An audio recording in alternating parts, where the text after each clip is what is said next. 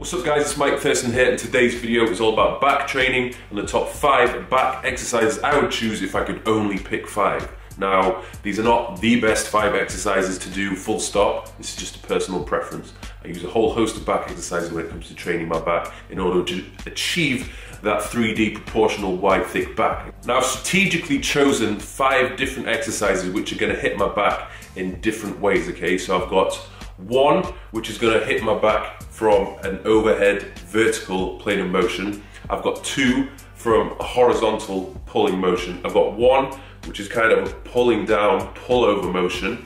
And then the last one, which is a static hold, where I'm just going to be pulling where everything is in a fixed position, well, my upper body, apart from my hips. Now, the first exercise, this is in no particular order in which one's the best. This is just the order in which I did them in my routine, okay?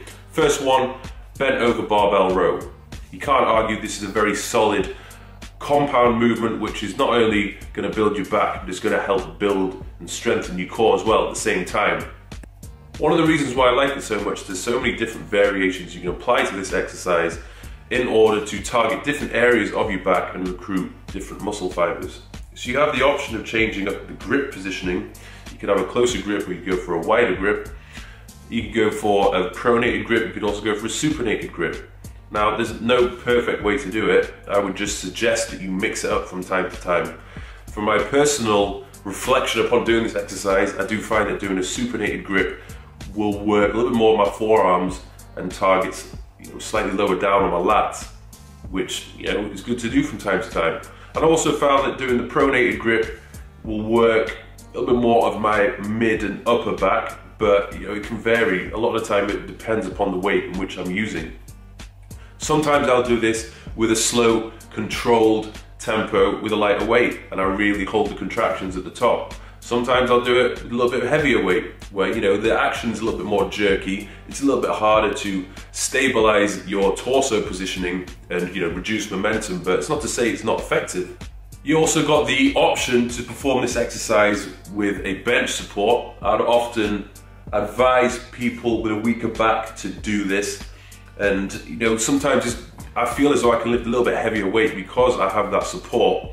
I'm not relying upon my core to keep myself in that strict position.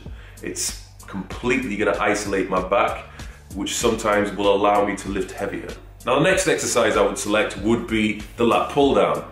I feel as though this is one of the best exercises you can choose in order to target your lats from a vertical plane or vertical pulling plane of motion, okay? One of the other reasons why I like this exercise so much is because, like the bent over row, with the lat pull down, there's so many different variations you can use in order to target your back. You can change the angle of your torso slightly to recruit different muscle fibers. You can change up your grip. You go for a really wide grip, you go for a little bit of a closer grip, and you can also use a whole host of different cable attachments. Now, I'll go into these variations in a little bit more detail. If you keep your back completely upright, you are going to target your lats a lot more compared to, say for example, if you're going to pull the weight down and your torso's about 45 degrees. If it's about 45 degrees or you are leaning back, you are going to recruit more of your upper back than purely isolating the lat. Now, I would say that the wide grip is my absolute favorite, but it's not to say I wouldn't change it up from time to time. I feel as though the reverse grip or the close grip pull can also be extremely effective, particularly if you want to target different areas of the back. I'm not saying one is superior to the other, but yes, I would change it from time to time. But just make sure that you don't over-engage the biceps, because I feel as though it's very easy to do with the close grip pull. Now, the next exercise I would move on to is the notorious one-arm dumbbell row.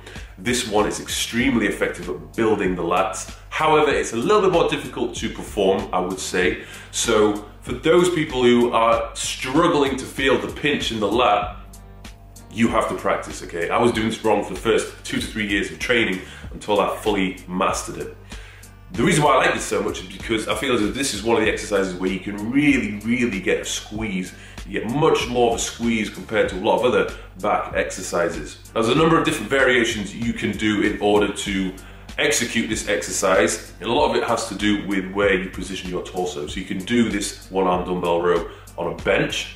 You could do it on a slight decline bench. You could even do it standing. Again, I would change it up from time to time, but I do feel as though if you have your knee resting upon something, it allows you to keep your body stable and really focus the tension and the weight onto the lat muscle. Now, over the past few years when I've been personal training clients, a lot of people who, they're beginners or they struggle to engage the lat and to get that shoulder retraction, they often don't pick it up very quickly when they do a bent over a dumbbell row, if they're kind of leaning forward and trying to do it. But if they do it upright, doing a seated cable one arm pull, they learn how to do it much quicker in comparison, okay? So I would probably perform this exercise or do both of them at the same time to really engage your lat and to learn how to do the movement properly before you begin to really overload the muscles doing the one arm dumbbell row. Now, going into more detail about how to execute this exercise properly, I would click on this link. I think I talk about how to do it for about 6 to 8 minutes, so make sure you don't miss that. The next exercise I'd go on to is the standing lat pull down or the push down. I don't know the exact name for it, but the reason why I like it so much is because it has that pull over motion, which is, again, you're targeting the back from a different range of motion. So you're not pulling the weight towards you, you're pulling down and driving your elbows back. Now, when you're executing this exercise, there's a number of different variations you can do. I'm talking about the grip here. You could use a pronated grip, a reverse grip, or you could even use the rope attachment instead. But it's the same kind of thing which you're doing. Now, when doing it, you want to ensure that as you pull down, you keep your elbows fixed. There should be no flexing at the elbows because you're just going to over-engage your biceps. You want to strictly focus on your back here. So starting off with this movement, I would take a step back and I would lean forward ever so slightly. Initiate the movement first by pulling the cable down with your hands, and then once you've reached halfway through the motion, you really want to focus on pulling your shoulders back and pushing your chest out. You need that retraction in your shoulders in order to engage your back. Then what I do when I'm doing this exercise, I would focus on trying to rip my hands apart and pushing the weight down. So I'm not pulling the weight towards my hips, I'm actually pulling it down to the floor. So by pulling down to the floor and pulling apart, I'm getting the greatest engagement possible with my back. But like I said before, you have to make sure that you keep those shoulders back and push your chest out at the bottom of the movement and squeeze the contraction as hard as you possibly can. If you don't feel it in the back, you probably need to lower the weight and work on your form. When doing this exercise, it's not something I would start off with. It's probably something I would do near the end of my workout for higher reps, or I'll probably superset it with something else. I'll really drive blood into the muscle and get a serious pump with it. The next exercise I'd move on to would be the rack deadlift or the rack pull. Now, this exercise is very similar to traditional deadlift or bent knee deadlift, but you're basically performing the top half of the movement. So what it does is you're basically reducing how much of your lower body you're going to be engaging. You're strictly going to isolate your upper body or your back. Now, as you're only going to be doing the top half of the deadlift, you're going to be working your lower body much less. That's not to say you're going to completely isolate your lower body from working. You are going to get a bit of glute stimulation occurring, but you're definitely not going to be working your lower body as much as you would do doing a traditional deadlift. Now, when performing this exercise, the key is to hold yourself in a fixed position. So you're almost doing a constant lat spread. You're pulling your shoulders back, you're pushing your chest out, and you're contracting your lats. Now, with hand positioning, I'd usually place my little fingers on that strip of the barbell. I don't want my hands too wide, I don't want them too narrow. So I'd initiate this movement, I'd keep my back completely straight and fixed, and I'd begin by just pulling the weight towards me. Now, if you have the intention of thrusting forward, you are going to engage more of your glutes when you perform this.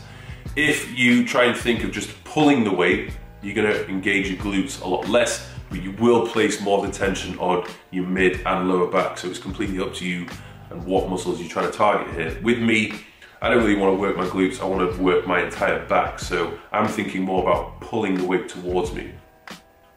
So as always, my entire back is fixed, and I'm going to pull the weight up and pause slightly at the top. Now, as I lower the weight down, I'm keeping my shoulders as far back as possible. I don't want to let my shoulders creep forward. If you let your shoulders slacken and creep forward, when you pull back up, you're going to place way more of the tension on your lower back, which could potentially be a little bit dangerous. So you want to evenly spread the tension on your entire back and keep your form strict, chest out, shoulders back the entire time. So at the top of the rep, if you need to readjust, just readjust. Take a second to pull your shoulders back and pop your chest out before you go back down again. So those are the top 5 exercises I would choose. You might be thinking, Mike, well, why have you not included the pull-up? Or why have you not included deadlift? Or why have you not included seated cable pull? I have my reasons, but I'll tell you why. When it comes to doing a chin-up, whether it be a wide grip pull-up or a close grip chin-up or reverse grip, I feel as though, although it is an extremely effective exercise, it does over-engage the bicep a little bit. I don't think it isolates the back as well as it could do, and I think for most people who perform it, they simply just don't know how to do it properly. They don't have that ability to retract the shoulders and engage the back the way they could do if they practice a little bit more. Still do the exercise, but make sure you do it properly. I do feel as though if you're thinking just purely isolating the back, there's probably better alternatives to go for.